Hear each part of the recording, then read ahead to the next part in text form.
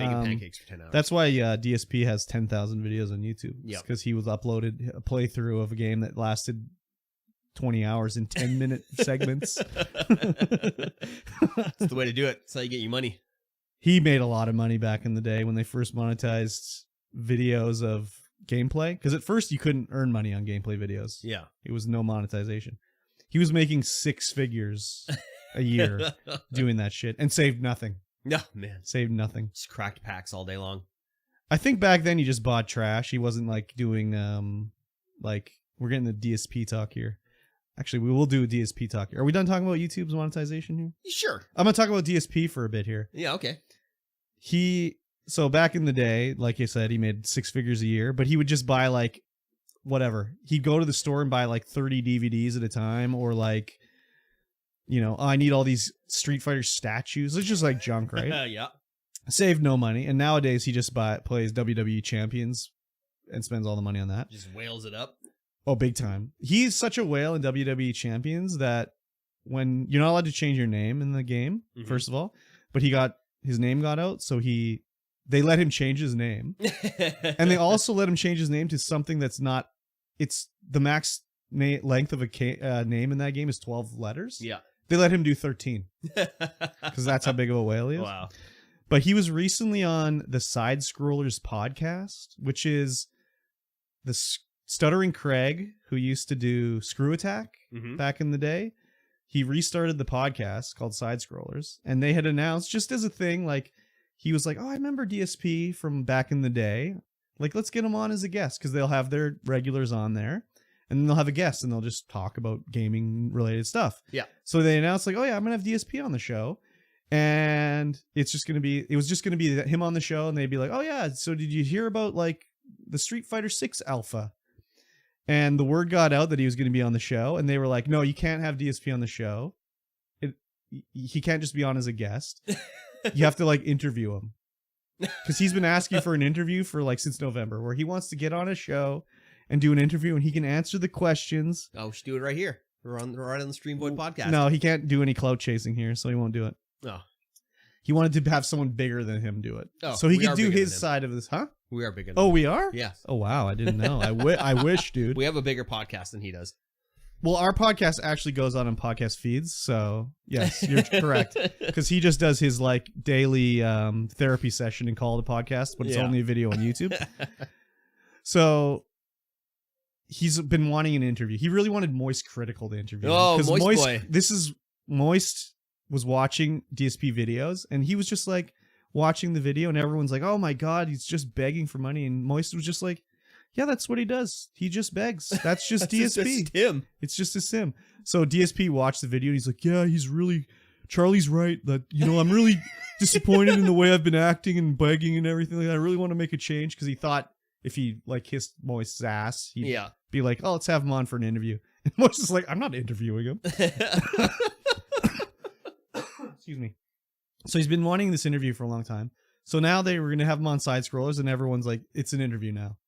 And he's like complaining, like, I'm still going on, but it was supposed to be just like us having a good time and discussing, but now it's going to be an interrogation of me. I'm going to go on.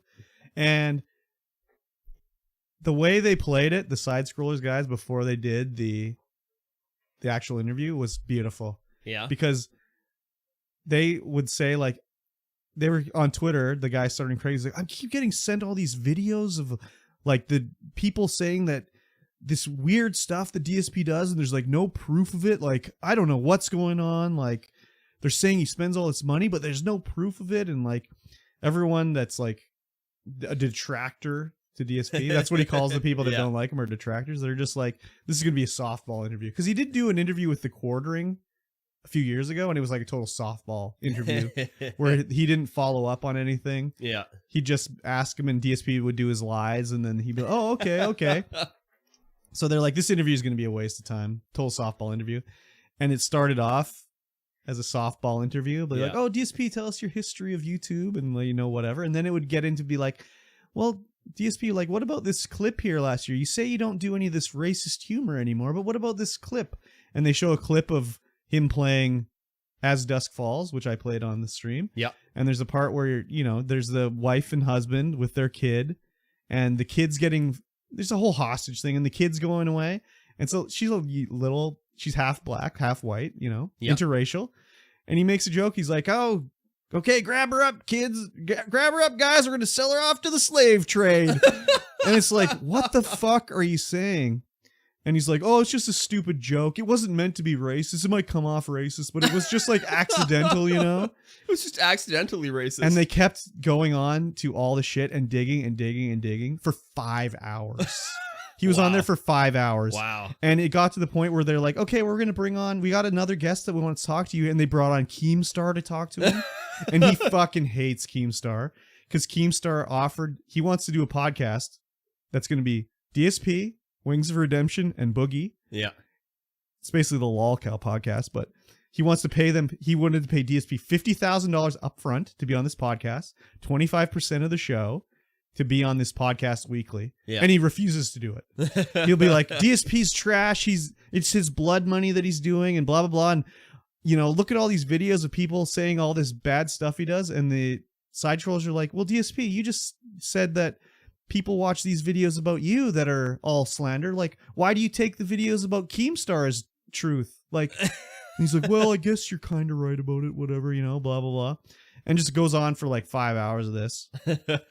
And, he's saying like, "You know what, Keem, maybe I've been a little, not too good to you in the past or whatever, and being all nice to Keem and nice to these guys." He gets off the podcast. He goes to his show and he's just like, "That Keem is a piece of trash," and just back to his old stuff. Oh man, this guy. Yeah, man. They asked him like one of his things is he had his girlfriend Panda Lee, and they started dating when she was like 18, and he was like whatever 28 or 9 or something like that, and it's like obviously he was talking to her before she turned 18. Yeah, so they brought up the thing about like how she's underage and like that seems inappropriate, and he's like, no, I never talked to her, blah blah blah blah blah. So literally one of the last things he always says stuff like, I can't talk about this, it'll hurt my family, I don't want to give away private information. Because one of the things is like, just show us your account on WWE Champions. Then we'll know it's not you. Like, that's all you have to do. I can't, they'll use the personal information to attack my family, I can't do it. And so literally the last thing he says on the podcast is like, "You have any last words, DSP?" And he's like, I did not groom Panda Lee, and my wife has a restraining order against her ex-boyfriend." And it's like, what the fuck are you talking about? Like, why would you bring that up as your last comment in this fucking podcast? Because no one knew about the restraining order on his girlfriend. So now they have another thing where they can dig around to find this restraining order about. He just digs his own hole, man. Anyways, It's like I regret ever seeing my first video about DSP because now you're invested. Well, he's such a piece of trash, basically. Yeah. But it's like a car crash where it's like, I gotta see. And like, you'd think after this podcast they did where they like seriously debunked everything he said. Yeah. Like one of the things too is like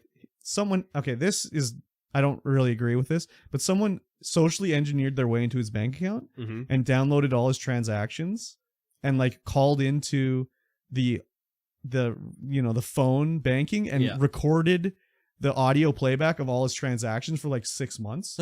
So it's literally 6 months worth of transactions of the voice going like, "On January 6th, charged $190 to iTunes. On January 6th, charged $59 to iTunes," because he plays WWE Champions and he buys the largest WWE Champions pack that costs like $190. Yeah. So they have it like, and it has all like local Renton businesses where he lives. So they're like, "Well, what about the bank leaks?" Because he always says those are fake. Those aren't real. Yeah. They're like, "But they go, it's in your area. They go to all the stores that you've historically said you shop at. Like, we know that you go to them. So, like, what's the deal?" And it's like, "Oh, well, they just use someone's similar account to mine." It has, like, payments from YouTube on there and stuff like that. So you'd think, like, after this, like, okay, maybe some of these guys that watch him have been like, "Wow, he's been lying to us the whole time." No, his first stream back, $200 worth of tips. He made his tips goal and everything like that. But the Sidescrollers show, they made like 10 grand. People were just, donating, doing super chats and shit the whole time. Yeah. And he was saying like, oh yeah, well, the super chats would come in and it would be someone wanting to ask like a bad question to me. So they kept sending them money and stuff like that. And it's like, not very nice of them and blah, blah, blah. It's like, what the fuck, dude? It's crazy. I wish I don't know why YouTube recommended a DarkSydePhil video to me. The algorithm is just too good. They were like, they were like, you know what? We show this guy one video, he's gonna watch them all. But I don't watch DarkSydePhil videos. No, I watch like the highlights because you cannot watch a DarkSydePhil video. They're just so terrible. I've never even tried. I'll get all my DarkSydePhil information from you. The ones I do like to watch is like, okay, like when I beat Parasite Eve, I was like, okay, let me find this is how you don't play video from someone of DarkSydePhil's playthrough of Parasite Eve. Yeah. And then I'll watch and I'll be like, he is so bad at video games. Oh my God. Well, I sent that clip of him playing Outer Worlds to you. Yeah. Where he was shooting at a guy and missed like 50 fucking times. I cannot wait to watch This Is How You Don't Play Outer Worlds when I'm done Outer Worlds, just to see how bad he is. Yeah. So I apologize for the DarkSydePhil talk, but it was just this last couple of weeks has been like just gold for seeing him dig his hole even deeper. Hey, it's all right. You got to talk about what you like. But I don't like him. But it's like you don't like them. You like the fact that you don't like them, so you got to talk about it. I mean, I know that's one of his things is like he says people like to hate me. It's like, I don't like to hate you, buddy. I don't hate you. I just think you're sleazy and like you act like it's unwarranted. And when I first saw him, like I know I always complain about people not doing critical thinking and stuff like that. So I watched the video and I'm like, there's no way like his streams are like this. I'm like, there's not a chance. So I watched a stream and I was like, holy fuck, this is real. I cannot believe he acts this way. Just calling everyone morons and like people donate money to him and be like, you're an idiot. Like, why would you say that? You're an idiot. Like, anyway, yeah. Just watching his streams, like, when you're streaming and people are talking in the chat and they'll be talking like, oh, about a movie or whatever. Yep. If DSP sees that in his stream, he'll be like, why are you guys talking about the movie? Why aren't you talking about the game? Or why aren't you talking to me? It's like if I saw someone talking about a movie in the stream, I'd be like, oh yeah, I've seen that movie. Or like, hey, tell me about that movie. But he's like, no one's talking about the game. Like, what's that have to do with the game? It's like, oh my God, join into their conversation. Yeah. But he thinks it's like they're there to talk to him and ask him questions and entertain him, not the other way around. Yeah. It's so fucked up. He's such a weirdo, dude. Something's wrong with that guy. Anyways, I'll shut up about DSP now. Yeah. All right.